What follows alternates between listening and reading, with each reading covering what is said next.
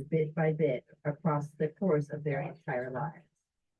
College, being away from home and away from the familiar, is where people learn that resiliency at an entirely new level. In student affairs, we believe in making sure that we are clear about our purpose, our why. And I'm going to tell you that our collective why, my wonderful colleague to my left, by the way, behind every great woman is a bunch of guys.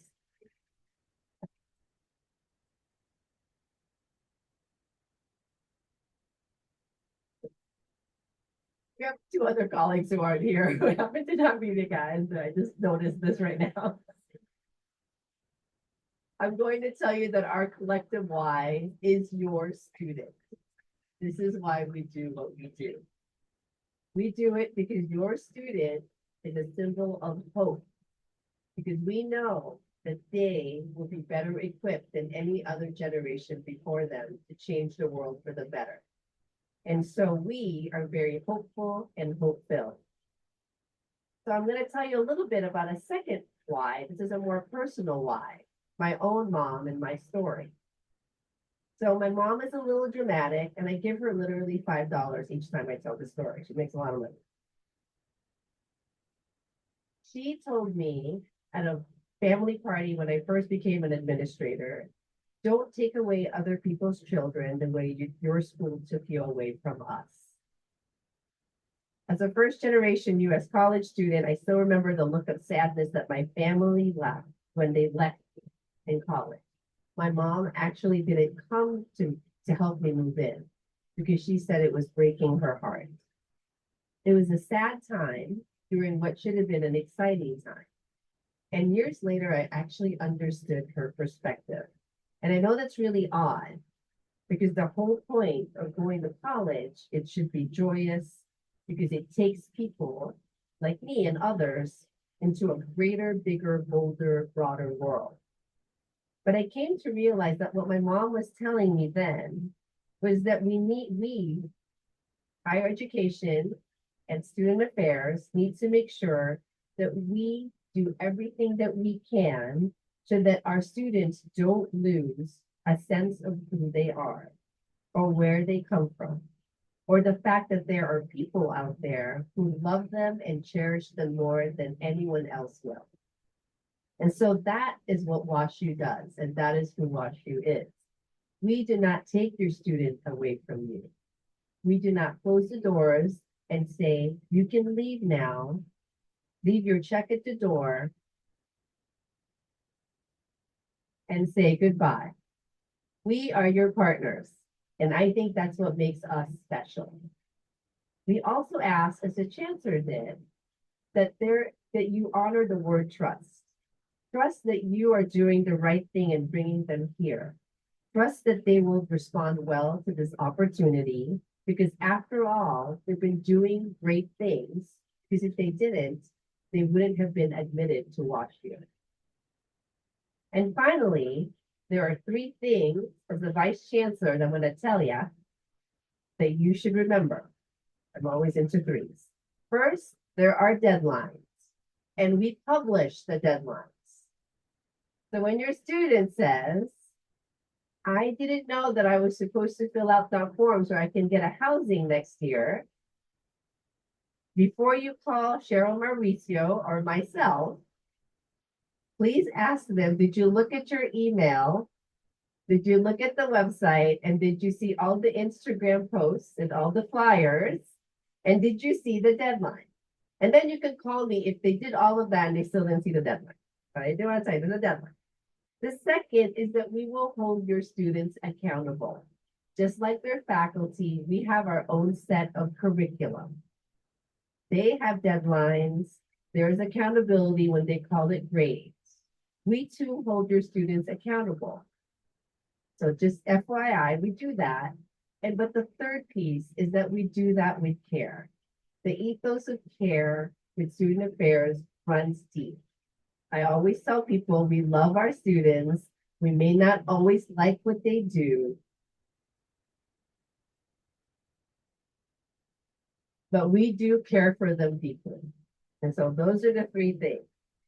So finally, I want to say that I'm gonna then turn it over to my wonderful colleagues over here, is that WashU, under the leadership of our chancellor and the support of our board and other friends, has become a leader in student affairs in terms of caring for your students. We've stood up some exciting initiatives for well-being. We've stood up amazing initiatives on issues of dialogue and understanding each other's perspectives, not necessarily to agree, but to listen, and so much more. We are proud of these efforts, and we're continuing to enhance them. Your students are attending WashU at an exciting time. I know, thanks for that whistle. We are excited also to have this opportunity to educate them, to be with them, to live among them, and to see them grow. So with that, thank you so much for choosing WashU with your students to be a part of our WashU family. Congratulations, families, and thank you.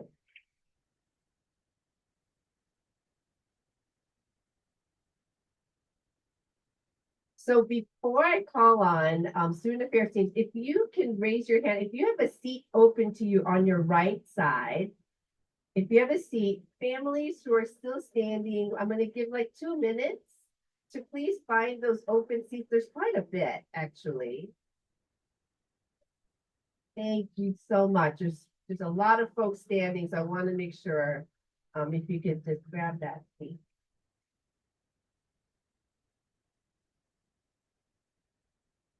There's like 3 right here in the middle. Moving. There's 3 in the front. I won't call on you if you're in the front.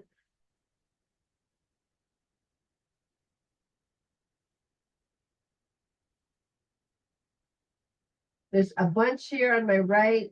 There's a lot in the middle. Thank you, folks.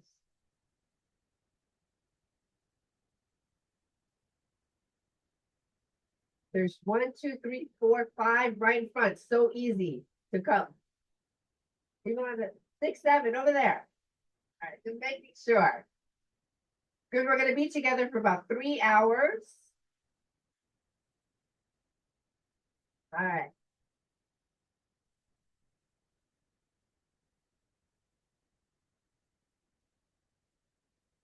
All right, I think. Okay, just making sure.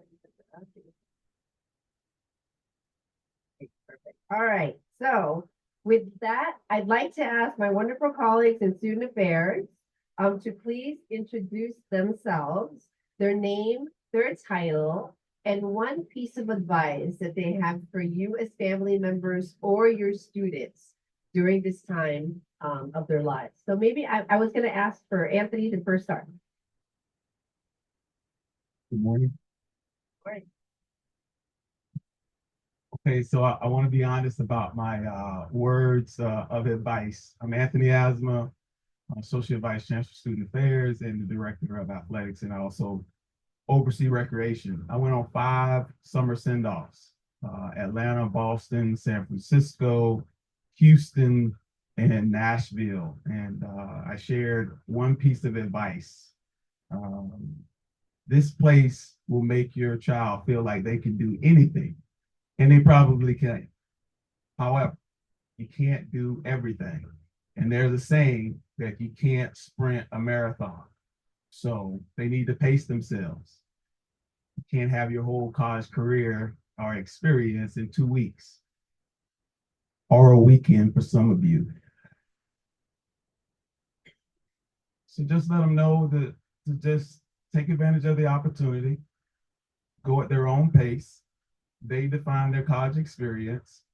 And please remind them that one of the things that is probably most important for them to take advantage of is WashU's network. Make WashU's network their network. And I told every stop that I was at, if there was one thing I would redo of my Vanderbilt undergrad experience is I would have taken more advantage of Vanderbilt's network. So when you get the opportunity, and all of your children will, and having their career coach, because every first year student will get a career coach, regardless if they know what they want to do, take advantage of the opportunity to meet alums that's in a field that they may be interested in and do it at their own pace.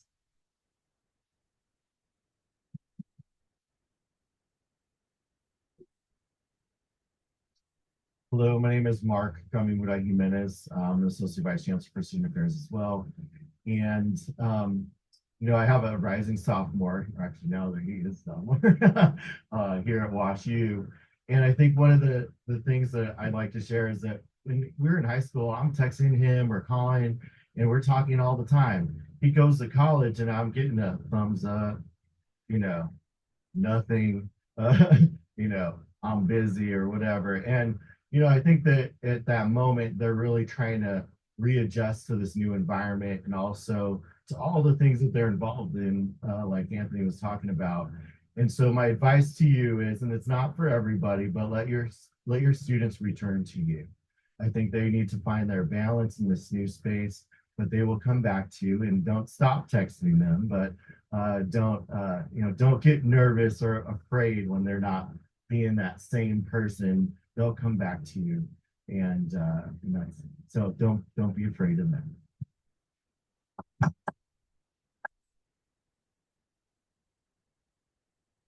Good morning, everybody. My name is Rob Wild. I serve as the Associate Vice Chancellor for Student Affairs and Dean of Students. I have been here a very, very long time. I've been along with the university. I realized this week that yesterday and Friday were my 30th move-ins that I've participated in. Which is amazing because I just turned 40. Okay. So I also, like Mark, I'm also a parent. I have a couple of college students, and this is a little bit corny, so bear with me. You all are amazing parents, and I know you know this, but I'm just going to say that to raise a child who can come to a university like WashU, you've done a lot of right things. Some of the sacrifices the chancellor talked about, all the help and support that you've provided your people. Your students. As you think about the transition to being a parent of someone who lives under your roof to someone who lives perhaps thousands of miles away now, just remember that those same principles are the same in being a parent in many ways. And I think about my own parenting. On a Sunday morning 15 to 16 years ago, I would take my kids to the park, and I'd sit on a bench nearby while they're playing on the playground, drinking a cup of coffee. And I'd look over and I'd see kids pushing each other in line to get on the slide. And I remember my instinct was to run over and say, wait a minute, Jack was first. So let's everybody hold on a second and let Jack go. But I didn't. I let Jack work that out. And that's just that same analogy for all of you 15 years ago, how you parented your children, to let them figure out how to navigate their social environment, how to navigate some of the challenges that they face in making life decisions. Just remember that. And I was still there for Jack. He needed a ride to and from the playground. He needed lunch. There are still things that you're going to be providing like you were 15 years ago. But just remember, you're good parents. Use those same instincts that got your kids to where they are, and your kids are going to be fine.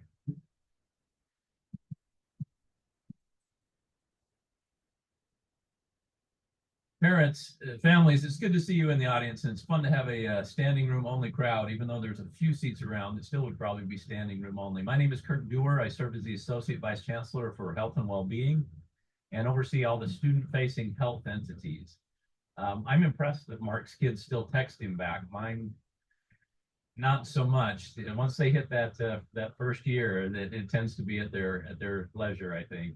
And usually the text I get is, Dad, I'm sorry I didn't text you. I forgot your text last week. So, but the piece of advice that I would give you is after you flip up the visor on your helmet, on your coat of armor that you battled into that Target parking lot. God, I hate that parking lot. If you've been there, you know what I'm talking about. That the chancellor spoke of. If you haven't been there yet, when you go, buy a first aid kit. Rebuild the one that you have at home. In other words, make sure that they have a thermometer, some tweezers, the medications that you take for colds and flu, whatever it is that you have at home that they're used to taking. So when they call you, as was talked about, when they come back to you and say, hey, I'm feeling a little bit ill, and by the way, we've got after hours nurse lines and medical and all sorts of stuff for them to use as well. But they will call you. And when they do, you can say, take that green pill that we take when you have a cough, take this, take that, and they'll be accustomed to being able to do that. And that'll bring some measure of comfort to them and also to you to know that they have the things that they need.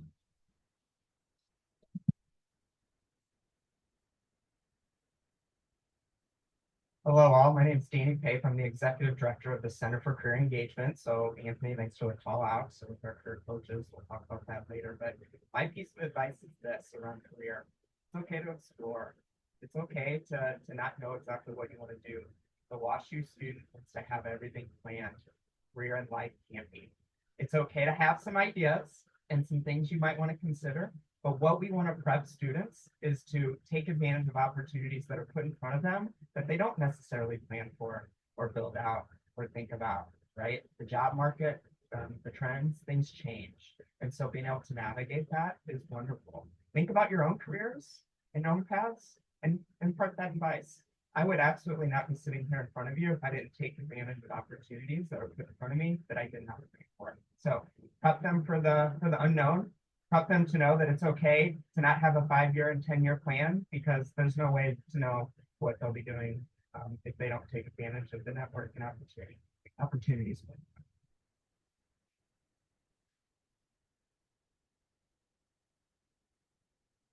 Two other colleagues who aren't here, Associate Vice Chancellor Norma Guerra-Geyer, who is actually celebrating her son's own graduation in Texas. And so they're doing that. And Cheryl Mauricio, who you may have seen, doing a lot of the move-ins. She's in charge of res life housing as well as student transitions. So with that, I'm going to go ahead and ask the first question. Anthony, you get the first one. Can you talk a little bit about what healthy excellence means and how also our students can best use and engage the Summer Rec Center? I'm gonna let the doc start off with the healthy excellence question. So for, again, Kirk Dewar, health and well-being. So healthy excellence here at this university, if you had a gauge to be able to measure where your students are psychologically and physically, our goal for them over the next course of a few years is to be able to graduate with better physical and mental health than they have right now. That's our goal. Now, there's a caveat to that I want you to be aware of, and that is this is a world-class education, and the growth and development that your students will go through over the next 4 years is immense. And part and parcel to that education is the stress and the pressure that comes along with that growth. They don't get to be able to learn, they don't get to develop, they don't get to do those things without a certain amount of that happening to them. So again, some of these are going to be pink sock moments. Some of these are going to be places where they struggle, and some of them are going to need to have some advice from you to be able to navigate. But even with all of that and the world-class education, our expectation and our hope is that they take advantage of the things that we have here for them, that they connect with their professors, the residence hall folks, people around them, and network like Anthony talked about, and that when they leave here, they feel more stable, they feel more healthy, and they feel ready to be able to take on the world. And that's our goal, aiming for healthy excellence. All right, that's a great lead into the ample opportunity that we have at our rec center, where we really try to create a holistic experience that hopefully these healthy habits last a lifetime. The beauty of it is we have major and many different entry points, so they don't need to be Arnold Schwarzenegger as far as in the weight room or Michael Jordan on the court. We have varying degrees to really create both people who want a competitive environment and people who just want to have fun. I think at our age, they call it sport and social. So when you talk about IM, which is intramural sports, we have about 20 different sports and activities. Last year, we had about 2,100 students that participated, grad and undergrad students that participated in it. All those opportunities are free. When you look at club sports, we have about 40 club sports, 30 that practice on campus, usually 2-3 times a week, and they compete on the weekends, and then the other 10 are off campus. Some of the other fun things, and make sure you mention this to your most prized possession. We have massage therapy. If that's a bridge too far, we have massage chairs. in a quiet environment, 20 minutes at a time, just trying to create opportunities and space for students to get away from the academic rigor and really find mindfulness and give them a chance to really reset. But most importantly, provide them an opportunity to find community. There's also barefoot classes, about 60 of those. My staff, senior staff, we struggled to get through one. Major point is we got through it together, and we've been going pretty inconsistently, but we're going. We're going. The other thing that I think is important too is we got to get out of the four walls of the facility, because I don't want us to be known as a gym, a pool, and weights. So we have something called Bear Adventures, so where it's an organized group outing in somewhere in St. Louis. That could be kayaking, could be cycling, and the one that I did most recently was yoga under the arch, which was pretty cool. Still did not go up in the arch, but I like my feet on the ground. The other part that I think is important is a chance to dine with dietitians. We have a great partnership with dining services, and it gives us a chance, and it sells out quick, which I shouldn't say sell out quick. It fills up quick because it's free. We've tried to add additional classes, and last year we had them themed around the Olympics, learning different food from all over the world and really teaching young people how to cook and also how to grocery shop. Because you all know when you shop in the grocery store, everything along the wall is the most healthiest, right? You all know that. It's a great life lesson for our students to learn. And the last thing is we have barefoot skill workshops to really teach students how to utilize the equipment and really kind of understand a little bit more of what they are trying to accomplish, what they want to get out of it. And they get a chance to work with a trainer absolutely free that first time to really kind of get their bearings and understand the facility. Just one last plug. So we do have an app for our facility. And if your student or your child downloads the app, it'll also tell them how many people are in the building. So for those who want a little less activity, that app will be able to tell them that. Not only that, they can find out about programming and sign up for some of the free classes that we offer. 99.9% of everything we offer at the Rec is free. And if there is a barrier, financial barrier for a student, we have that conversation with that student and we'll make sure that what we have and what we offer is accessible. So encourage them that this is a part of the college experience. It's not just getting a world-class degree. We want them to leave here in a better state of mind, both physically and mentally ready to be the leaders of the next generation. Thank you.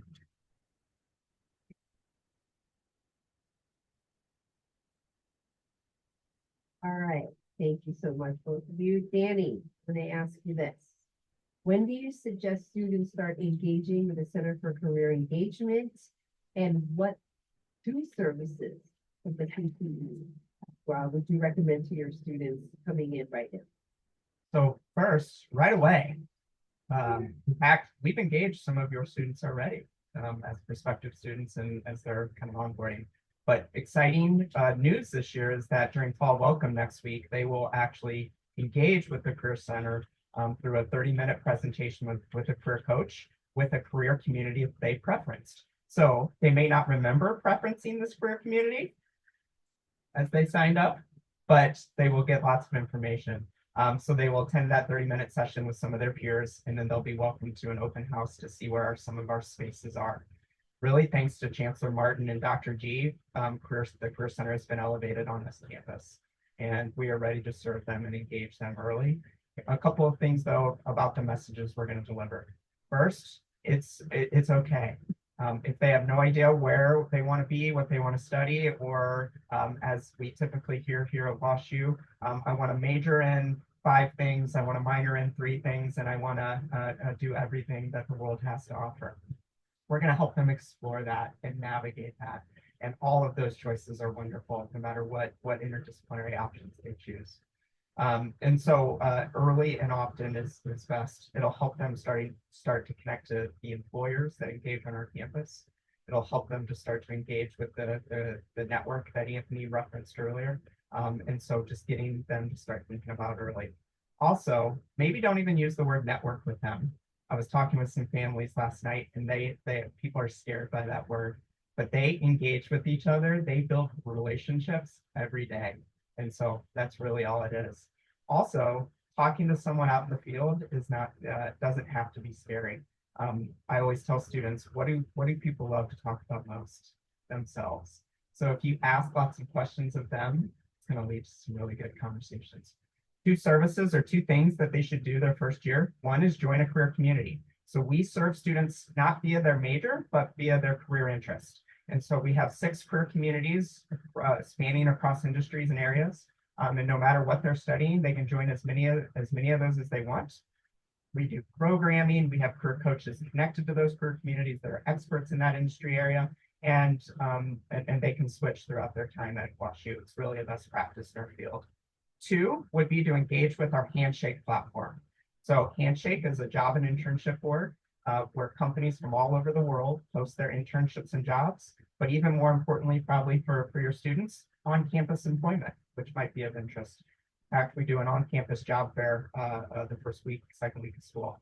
So they'll get an opportunity to engage with departments that are looking to fill positions. So those are a couple of things to get involved with early, and to really prep them to not be afraid to ask questions and to come in even if they don't know what they want to do yet. Thank you, Danny, for that.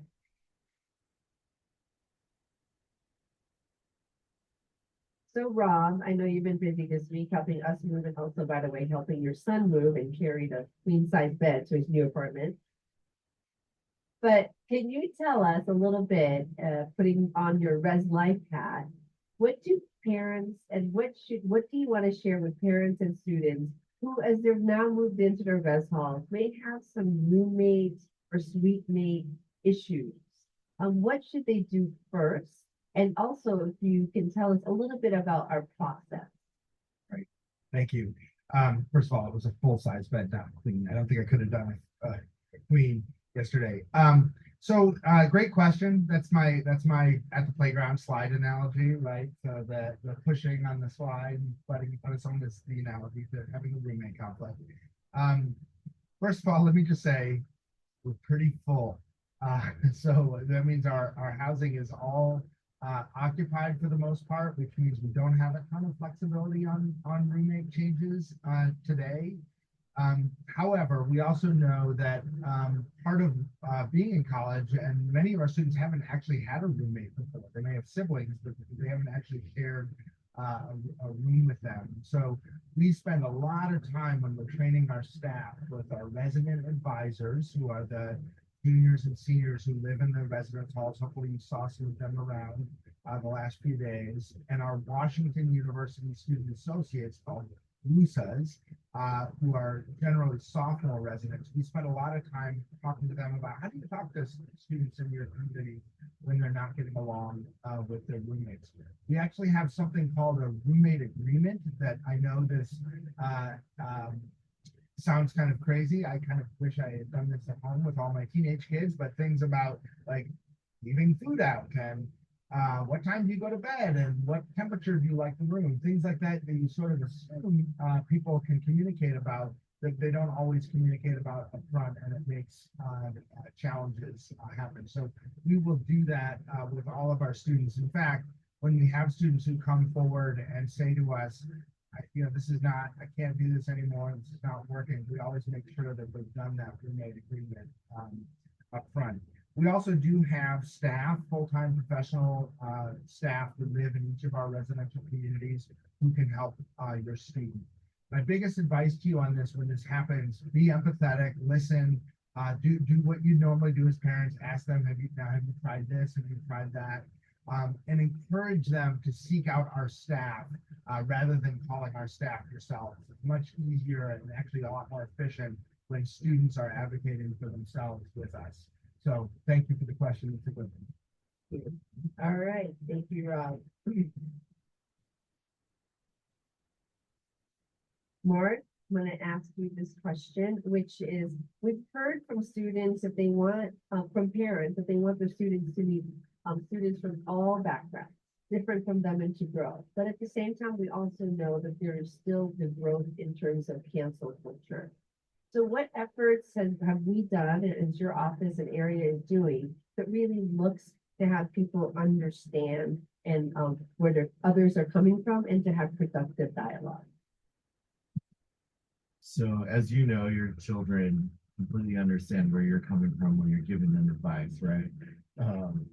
And many times there are issues that have come up in your own home over the last several years that have caused a lot of frustration and maybe more debate in your home or your kitchen table than you may want. And you know, on our campus, this is a place in which students are challenged to think differently across many different ways of thinking.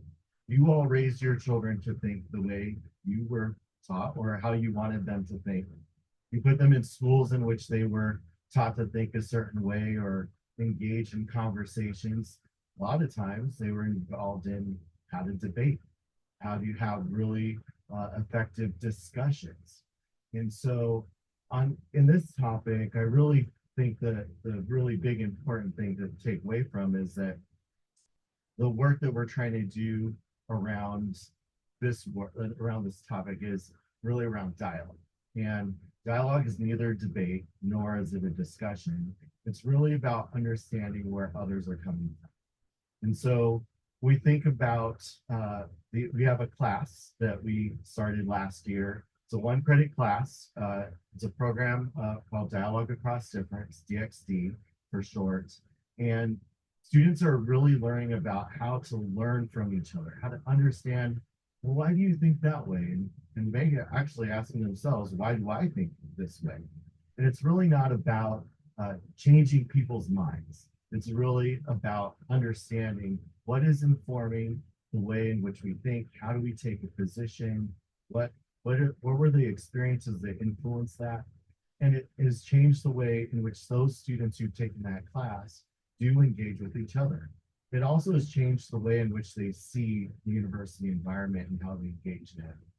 And so, you know, my son took this class last year, and we were having a conversation, and it was turning a little debating. He's like, "Tell me a little bit more."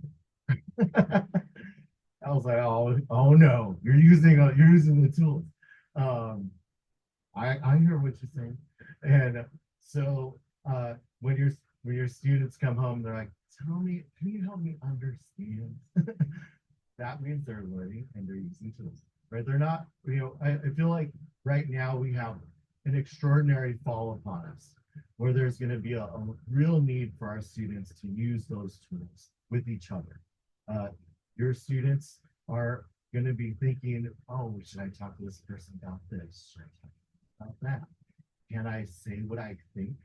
And I think there's a way in which that can happen. And when they're engaged in dialogue, that's really about sharing and your students sharing with their peers, but their peers learning from each other. That's why you all come from so many different places and so many different backgrounds.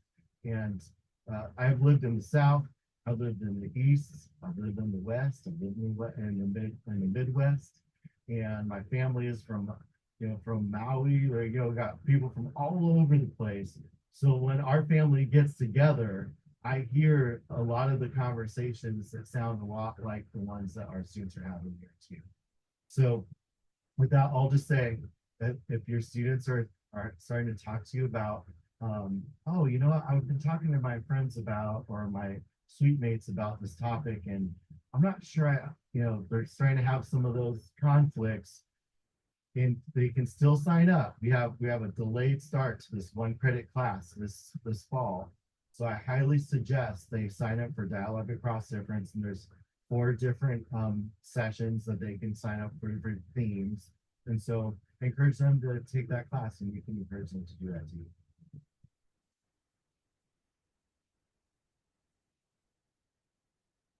And also, this year, for the first time, we're actually offering this as part of their beginnings. Every first year student, as part of this, will go through a 2-hour module of this to begin having them really think critically about dialogue.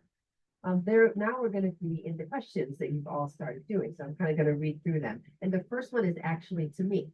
So I will answer this one. And my boss is to my right. So, you can correct me if I'm wrong. But the first question that we received is, what is the administration doing this year to ensure the safety of Jewish students in light of the proliferation of anti-Semitism across the country? And can you also speak to the university's stance on the students' protests? So I want to share with all of you and repeat what the Chancellor has written and has shared in both to our community as well as really to national audiences. At Washington University in St. Louis, there is no place for anti-Semitism. There is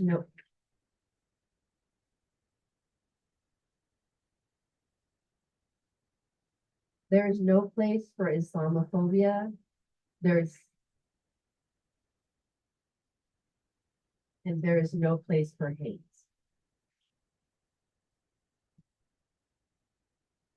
We work really hard to keep our students physically safe so that they are able to learn. And we understand that across the country, there are numerous protests.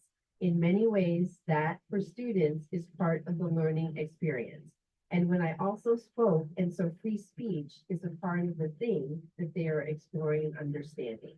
And ideas and collective thought and diverse thought, all of that happens in college.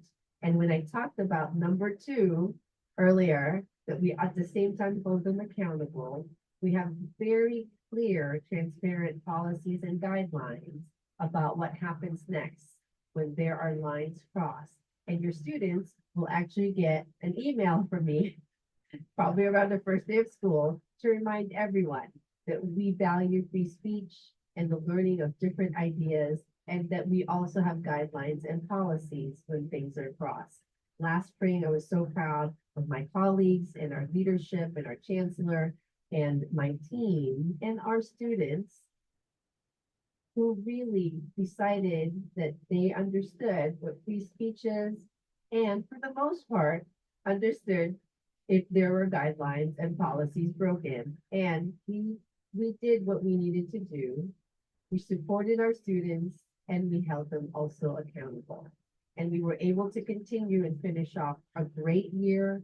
We had a fantastic commencement, and we will continue to do the business of this work and the business of our task at hand, which is to provide the best student experience for your students and the best academic experience for your students. So thank you for that question.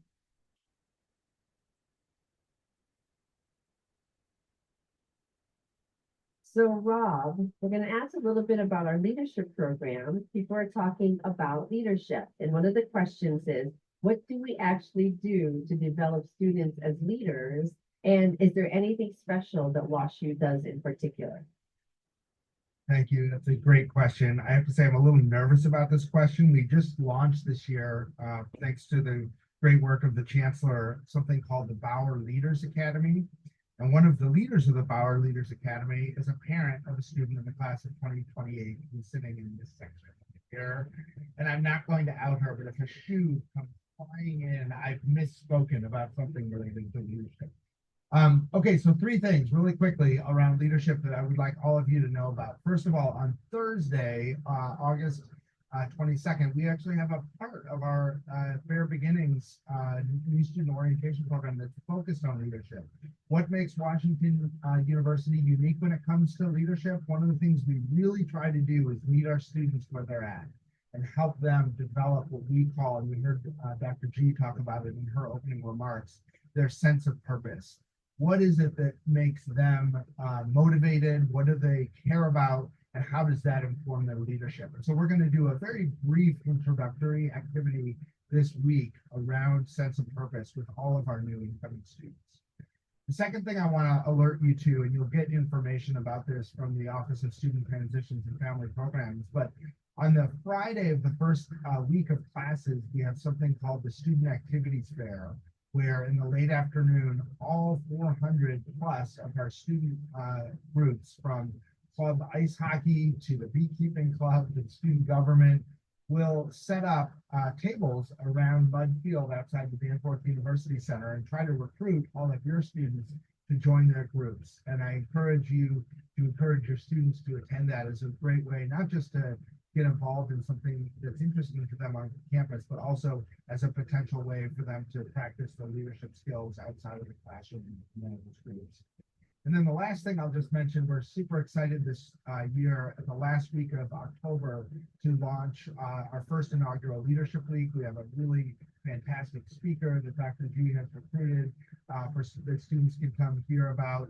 And there'll be a number of activities, very kind of low time commitment, but high impact activities that we're planning for students around leadership to give them a taste of things that they can get involved in. One of the reasons we wanted to do it late October is we wanted our first year students to have a few weeks of experience on campus to kind of start figuring out what they want to be involved in, so that when that happens, they'll really be able to plug in. So thank you, great question. I'm looking forward to that. Good, that came from the families, so thank you for that question. Good. All right, next, Kirk, I got a few for you. I'm gonna lump it all in one. All right, cannot call a friend. This is, okay, I'm gonna say, who should our students call in case of emergencies, medical or safety? For students on the WashU health insurance, how do they get their insurance card? Okay. So let me back up and preface this question a little bit. Let me set the stage. Imagine, if you will, that your students listen to us just slightly less well than they listen to you. So I don't know what that means for each of your children. So it's a whole range there, right? But they're going to be told a number of times over the coming weeks what the resources here on campus are. And again, some of them will retain it, some of them won't, but usually they're pretty good about being able to go to websites to be able to find things out. So for an emergency, a real emergency, not a pink sock moment, but a real emergency, something where they need some immediate support, they can call 911. We have some EMTs that are stationed on our campus. We call that group EST, and they respond immediately. They're often there before even the police department show up, and then they will make determinations. They will get an ambulance transport if required to get them to the hospital, whatever they need. So we've got immediate response here. The second thing that they could do is they could call one of our after hours support lines. So I mentioned in brief earlier, if your students haven't downloaded something called Timely Care, the university contracts with a company that helps us to be able to support students in after hours. Now I have, during the daytime, they can call my student health center, they can call my counseling and psychological service center, they can call relationship sexual violence. We've got a number of resources they can call during the daytime. Timely Care is an app that allows them to be able to contact a nurse or a physician, a psychologist, whoever it is that they're looking for, almost immediately.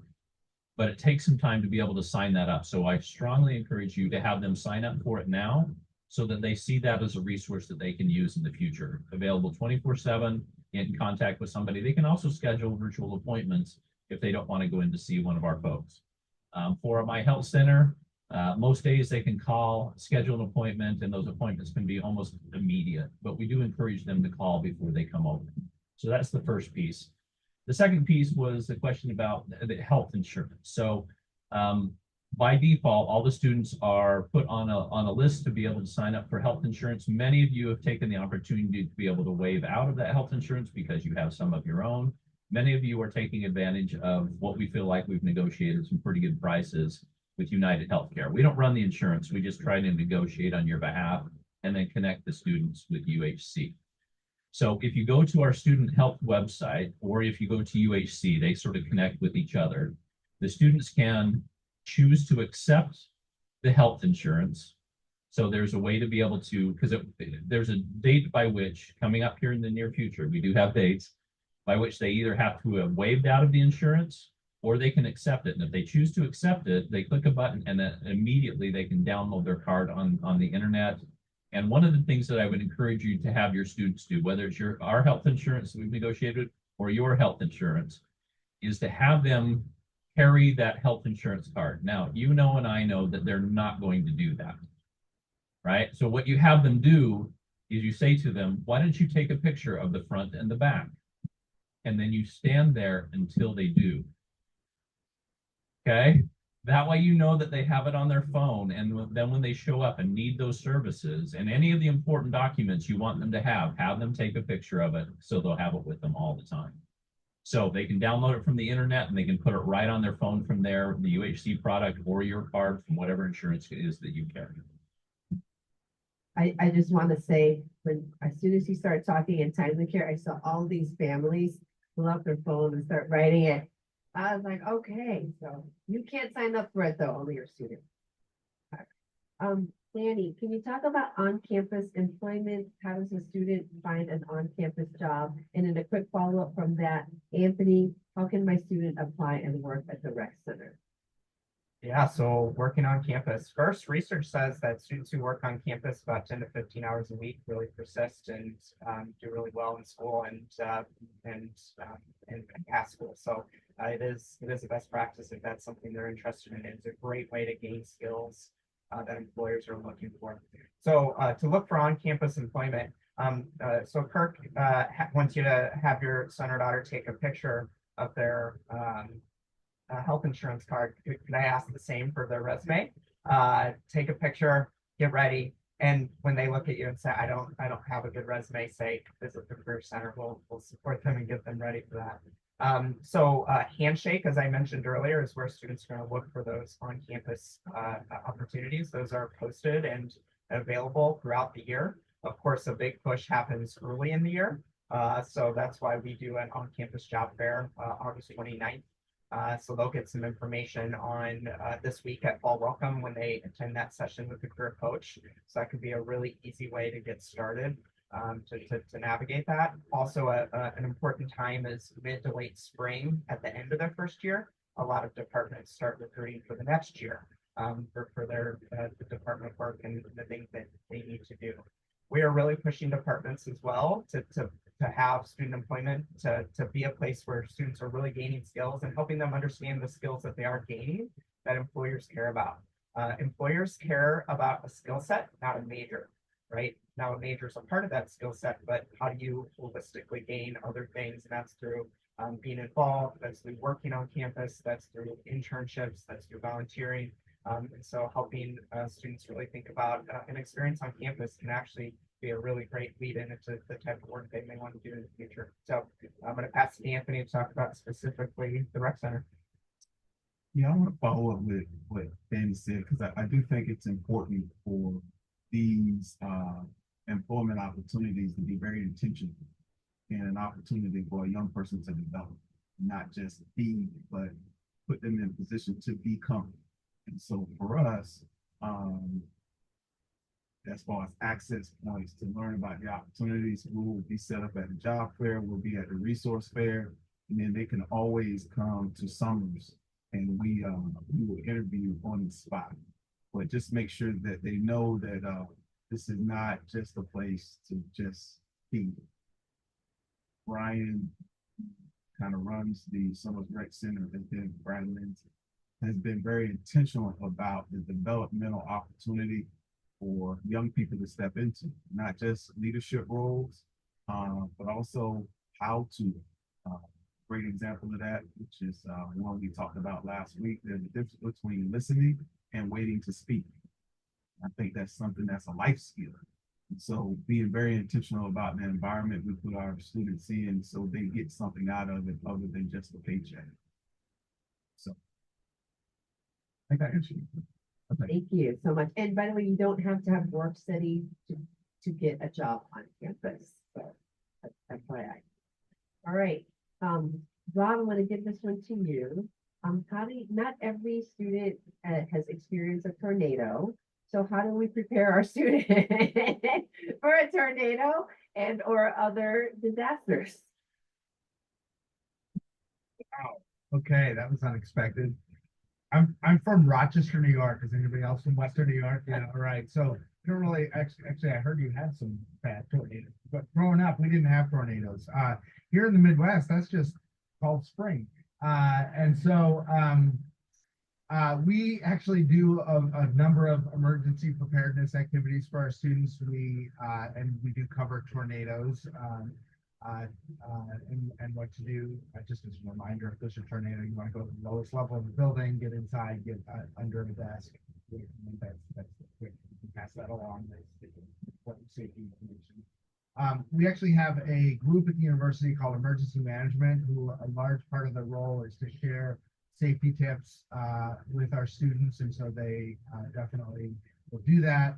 All the things: earthquake, fire, tornado. We don't really have hurricanes here, knock on wood, although we have a lot of students with experience with that. But yeah, it is an important safety reminder. And tornado season here is usually spring. Occasionally we get a bad thunderstorm. Good question. Here, we try to prepare them well. Our students actually, there was one time when the siren sounded. It was so great because they knew it right away. They're like, we gotta go. Dr. G, we gotta go.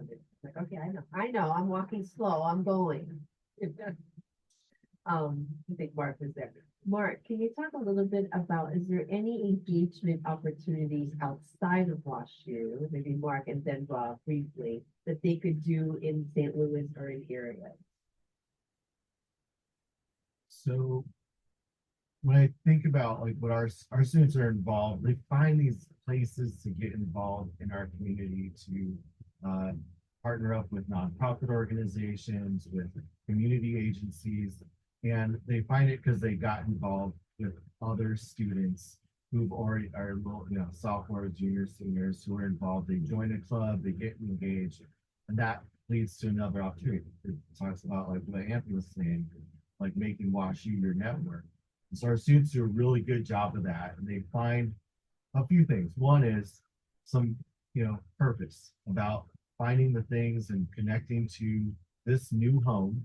Some of you, it's the same home, those of you from St. Louis, but also finding a new way to look at St. Louis as a place in which you can give back. The other part of that is they create a friendship network. They create a group of friends, a new group of friends. I was meeting with a student yesterday and I said, your job this year is to create multiple circles of friends, not just one, multiple.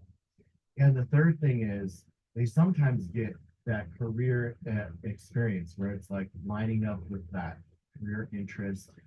Am I thinking about this way? Should I think about it different? Oh, I thought I only have to get this degree to do this. There are multiple pathways to a fruitful career. And so those are the things that I see our students do, and they come back over summers or sometimes over a new semester, and they share all the things that they're excited about. And sometimes it's like, hey, can I tell you about this new thing I did this weekend? And that's what we want to see from our students. See that from great. Few super quick things. One, again, part of our orientation program, Bare Beginnings this week, we have something called In the Lou. The Lou is the nickname for St. Louis. I'm not familiar with that. But one of the days this week, I think Friday and Saturday, we'll have a program where students get to go out on supervised excursions out into St. Louis. And you really want to try to get them signed up for the food tour with Dr. G and the Chancellor. It's my favorite. I don't know where y'all are going this year, but it's usually a highlight. The other plug I want to make is for a partnership that the university has had for over 100 years with the YMCA of Greater St. Louis. We have an organization on our campus called the Campus Y that has 3 full-time employees of the YMCA who help run essentially 15 student-led leadership programs around service here in St. Louis. A lot of them have to do with literacy and working with kids in schools. Some of them are focused on the environment. Some of them are focused on animals and animal welfare. There's all kinds of ways that students can plug in. I believe that the Campus Y will be this afternoon at the resource fair, so you may want to take a look for that. We call it the Campus Y. Thank you. All right, so that is the last. There's a lot more questions. I just want to say briefly, I believe we have over 400 clubs and organizations at WashU. And again, on that first Friday of when after classes start, there will be a fantastic fair and they can walk around. They can also look at this website called Google, and they can also learn a little bit more about these clubs and organizations. And throughout this whole week, students are going to be told different ways to engage. And so more things to come. I know we didn't get any of the academic ones. You actually will ask those questions to your deans as well. And throughout the week, your students will be asking too. I'm going to conclude by asking each of my colleagues that didn't know this. We'll start with Danny and go that way. Briefly, you get like 30 seconds. If you can say one thing that by the end of this academic year, you would like to have a WashU first year students know at the end of this academic year, be an expert of that or no? Tough question, and I have to go first. I'd say that they know that the career communities exist at WashU. They know how to engage them, how to access them. They may not know which one is exactly right for them in that moment, but they know that they exist and they have access to amazing resources around career. And I'll reiterate my tip for earlier that what do they do when opportunities are put in front of them? They didn't take part. The thing that I would say is your students are here because of their academic prowess. They're here because they're smart, they're good, they're well-rounded, and many of them, when they introduce themselves, as we were talking about earlier, will introduce their 2 majors, their 3 minors, and so forth and so on. I don't let your students do that when I engage with them, because it puts pressure on those who don't have multiple majors to think that they have to be successful. And one of the issues that I see with our students is they over-identify with their academic success. And I'd want them to know by the end of this semester that what's more important is they realize they are worthy because they are, and that they should find something that they're passionate about studying. So when I ask them what they're working on in school, I ask them, what are you excited about learning? Because I don't care what their majors are or how many they have. I want to know what they're excited about.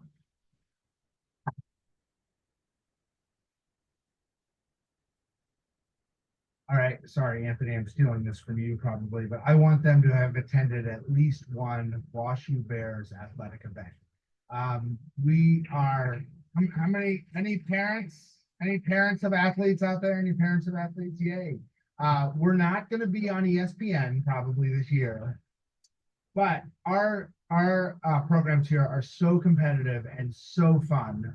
We start the season with men's and women's soccer, football, women's volleyball. It's really exciting to go watch a match if you've never done that. Just encourage your students to do that, and it meets the price point that you have for them. Tickets are.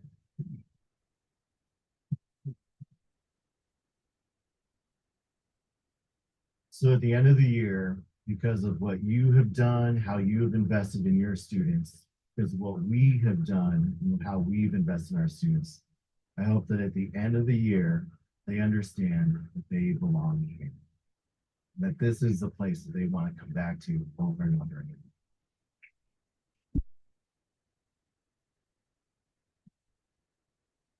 I'm going to steal a line from one of the speakers we had come talk to our student athletes. Some of you probably recognize the name because she did a lot of the broadcast for Olympic track. She's from St. Louis. She's a gold medalist, Donna Harper Nelson, and she spoke to our student athletes about them being enough. And so I want the first year students after the end of their year, first year here, to understand that they are enough.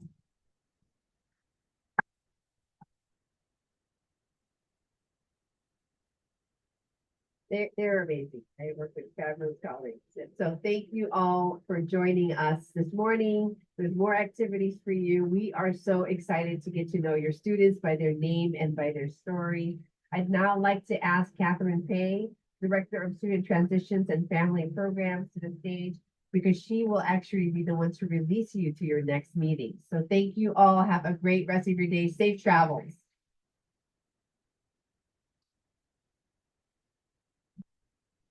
Hi, good morning. As Dr. Gonzalez said, my name is Catherine Pay and I work with student transitions and family programs. I want to say once again, we are so excited to have you on campus.